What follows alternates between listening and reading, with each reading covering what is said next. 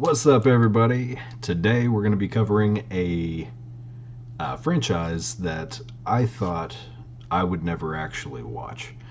Um, I had never seen any of these films before the past couple of days. I binged through all seven movies. Yep, seven movies. And it's not what I expected. Yeah, I really thought these were going to be just trash throwaway movies. Didn't know how this probably got as many films as it did. But yeah, let's get into the rankings. And coming in at number 7 is uh, um, the only one on this list that I actually just didn't care for at all. And I'll explain why I cared about the other ones, at least in some regard, going forward. But number 7 is Wrong Turn 3, Left for Dead.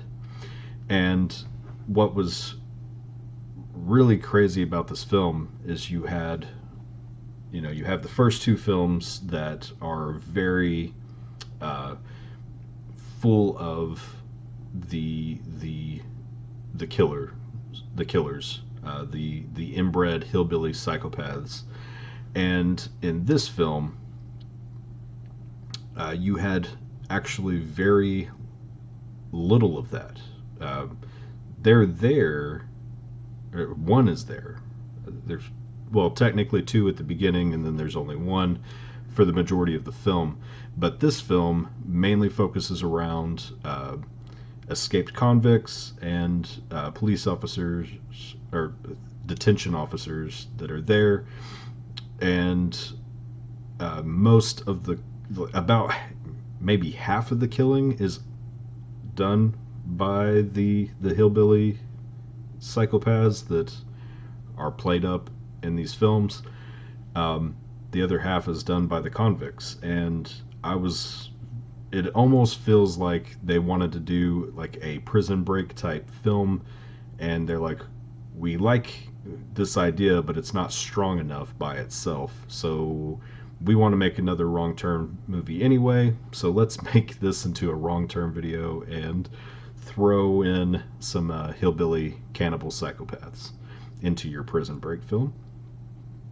And it doesn't work. This probably has some of the worst acting, arguably some of it, it is on the bad acting is on the same level as some of the other films without having any of the interesting concepts or the cannibal hillbillies that we're all here to see. And coming in at number 6 is Wrong Turn 4, Bloody Beginnings. And this one is in a mental institution where the hillbilly psychopaths had been put when they were children and grew up in this mental health facility. It's kind of strange because of how the first three films are put together and how these families, were the lore at this point. Just forget about the lore. You just kind of have to go with the flow. But what was really interesting about this one is the characters are slightly, whenever you from 3 to this one, your protagonists are actually a little bit more interesting. They're actually able to make me empathize with them a little bit more, as opposed to escaped convicts that I don't really care what happens to them. And the setting is pretty nice. I don't know. This one is just kind of meh. The gore is pretty poorly done. But I think that they blew their entire budget on the cameraman that they hired. Whoever's running that camera in this film is a beast, and it's ridiculous how good the camera work is in this movie for how bad the movie actually is. And that's actually something, going forward, like whoever they hired to film these and run the camera, um, is ridiculous. And this is actually done by the same director that did 3 as well. 3, 4, and 5 are all directed by the same guy. They're the only ones that have the same director. I believe the other 4 movies each have a different director, if I remember correctly. But yeah, the cameraman, that is what really put this one, and almost put this one a little bit higher, just because of some of the fantastic like one shots and stuff that the cameraman did on this. He did some spectacular one shots where like it's the dialogue is so like stale and derived, like just this nothing interesting going on except for this camera's moving all crazy, doing this crazy one shot, going in between hallways and the doors and watching the characters. And it was really fun to watch that happen, but nothing is actually happening and nothing that they're saying is interesting. And it's pretty ridiculous. And coming in at number 5 is Wrong Turn 5, Bloodlines. This one takes place in a small town in West Virginia that's right next to the woods, I guess, that the cannibal hillbillies live in. And they do this hillbilly like music festival during the Halloween time every year. And the town gets infiltrated by the hillbillies. What puts this one above number 4, and again, this one is directed by the same guy that did 3 and 4. But what puts this one above 3 and 4 is there's actually a really great breakout performance, as opposed to the just drab performances that we've had so far by the main villain. I guess the father of the cannibal hillbillies. I don't forgive me. I did look up his name, but I am terrible with names. But that performance, even though it's not, the most outstanding performance given by anybody ever, as comparatively to the rest of these films, this was actually a really great performance, really stand out, and it, you had an interesting villain besides just cannibal hillbillies. You actually have this interesting villain that is controlling the cannibal hillbillies, and that was really interesting. One of the things that kind of held this one back is I'm pretty sure they filmed a lot of this on a soundstage that looked like it was from the 80s. And that kind of let me down a little bit. But the kills in this one are way better than in 3 and 4. There's some actually really interesting, crazy kills in this film, and just the way that I think Paul is the character's name, Paul, like Dad, interacts with like the sheriff, especially the ending of this with him and the sheriff and the final girl. This movie was actually really fun to watch. Now, these movies are not good, and in fact, what is really interesting though is almost every single one of these films, except for Wrong Turn 3, I think that if they would have had a better budget and somebody come in and tighten up the script a little bit and actually give some more interesting dialogue to some of these characters, These could be actually really good films, and with better special effects, uh, because they had such a ridiculous cameraman to film these, and they actually had some just interesting ideas with these films that could have been these could have been good films. They are not good films. They are very entertaining films, but these are not good films. And coming in at number 4 is Wrong Turn 2, Dead End. And this film is a reality TV show done in a reality survival show that they're filming in the West Virginian woods, uh, where the Wrong Turn cannibals live, and the people are trying to survive and play this game show, or this reality game show, and win a bunch of money, and then they get caught up, killed, and eaten. And this movie would be far further down the list. Maybe not too far down, maybe one or two down on the list, if it didn't have Henry Rollins in it. His performance in this was absolutely fantastic. And then, of course, you have much better special effects and just all around better film quality, of course, because this one seems like it had a slightly better budget, at least, than the last three that I mentioned. But yeah, Henry Rollins in this has a fantastic performance. The way that this film ends is really, really great.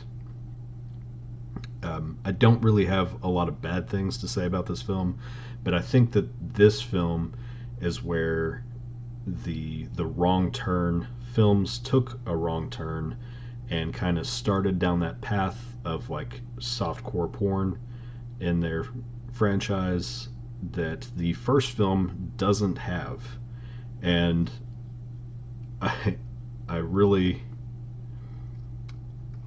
think that that was one of the things about these films that I don't care for, is there's so much like softcore porn scenes in these in these movies, and I think that without those scenes they could have made much better movies, because they could have used that time to actually have better dialogue, character development, and world building happening, to actually make these, to elevate these to be good films. But they just didn't do that, and I kind of wish that they would have, because the concepts around some of these films is actually pretty fun and interesting, and interesting to watch. And coming in at number 3 is Wrong Turn 6, Last Resort.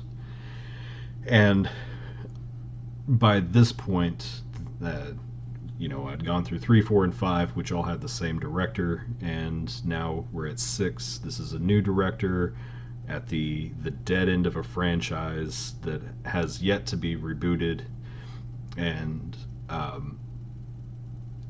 I wasn't expecting much out of this, and what I ended up getting was actually the most interesting like setup and concept out of all of these films.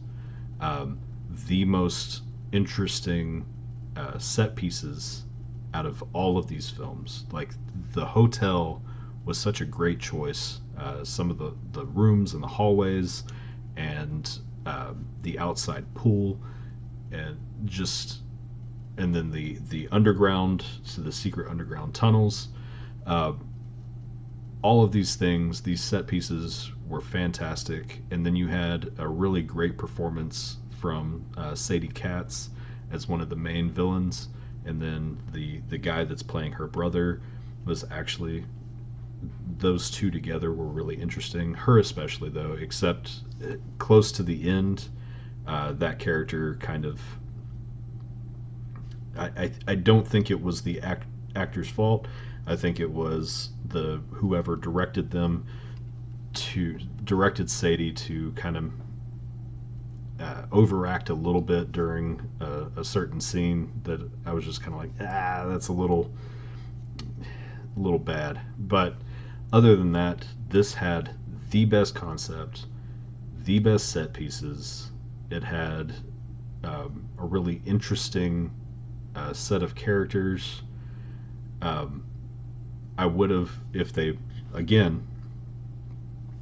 would have taken the softcore porn scenes out of this and added in more dialogue, character development, and world building, and given us just that little bit more of that little sweetness that would just make this could have been the best movie on the list if they would have had, of course, slightly better funding and just tightened up the script a little bit and got rid of the porn, the softcore porn. And this could have actually been probably the best film on the list.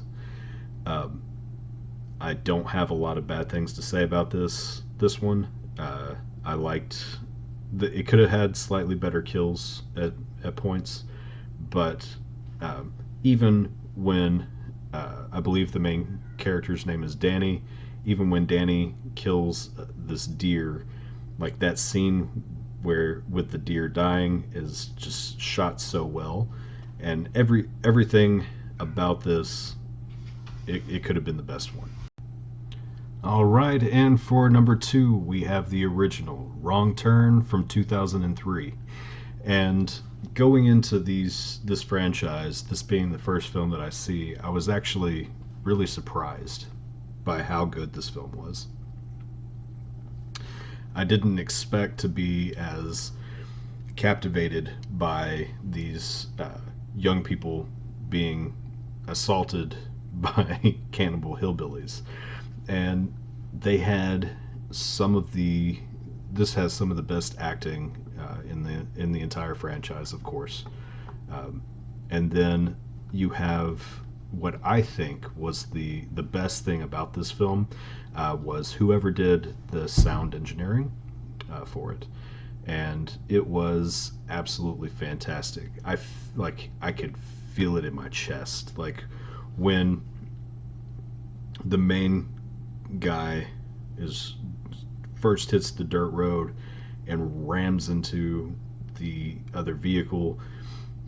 It was extremely impactful, and the gore scenes were done in a way that didn't only just go for just pure like gross you out. Like, it was uncomfortable to watch some of these scenes, and made, like, when he's laying under the bed and just that little pool of blood slowly starts making its way to his face. It was such a great scene, and my hair's getting ridiculous. I need to go get it cut tomorrow. I gotta get it cut tomorrow. But just they utilized the entire hour and a half of this film and to its fullest. This is full of interesting scenes, interesting enough characters. They were not just like the most interesting characters ever, but they, out of this entire franchise, as far as the protagonists go, these were probably the most interesting protagonists out of the entire franchise. And even the hillbilly cannibals, they're not as goofy in this film as they are in all of the films that came after this one, or that are lower on this list. They're actually they're not goofy, like I don't know. They're more. They still, don't speak English and that kind of thing, but they're not as like slapstick, goofy in nature as the rest of the other films. And at number 1, we have the remake, or should I say reboot? Because this is not like the others. And that is Wrong Turn from 2021. And I was very impressed with this film. Of course, it seems like they got a much better budget for this film as opposed to the other ones. But they got rid of the hillbilly cannibal aspect, and now they have gone into this ancient Nordic, Germanic people of the old ways, living in the mountains, secluded from the rest of society, following their own rules, and keeping anybody out that they don't want in. And I really, really enjoyed this movie. As it was playing out, there were some points that I was like, man, they're killing people a little too fast. But then, once you realize where this movie is heading, you're like, oh, okay, this makes more sense. Let's go a little bit further and see what happens. This movie utilizes literally every minute of the film. This even includes the final credits, the ending credits. And the ending credit scene is absolutely one of my favorite scenes in not only this franchise, but a lot of movies that I've seen. I love the ending to this movie. I don't think they could have made a better ending. This should go down as one of the most classic endings ever made going forward. Absolutely fantastic. This actually has the protagonists themselves are actually not that interesting, and in fact there are points where you don't, at least for me, I did not empathize with some of the characters or even care about their well-being. And then when you also realize, like, just if you've watched the other Wrong Turns and then you watch this movie, you're expecting something completely different than what you get. It tries to make you empathize a little bit with the cult people, and then of course you understand what they're really about after that. And so I absolutely love this. The only thing that I would have liked a little bit more is some more uniqueness in your protagonist characters and making them feel a little more relatable, as opposed to just, we will give them this trope of reality and you can relate to them because they dress a certain way or they look a certain way or something like that. But I want more of a personality connection. I need more personality than just I wear this funny hat, so I'm this type of person. I fall into this category of human, so you should relate to me, type of thing. And that would have made this probably an almost perfect movie. There's also the punishment of the darkness that the cult people bestow upon criminals, and that punishment is absolutely insane and really cool. But yeah, if you have not seen this movie or the first Wrong Turn, you should watch those films.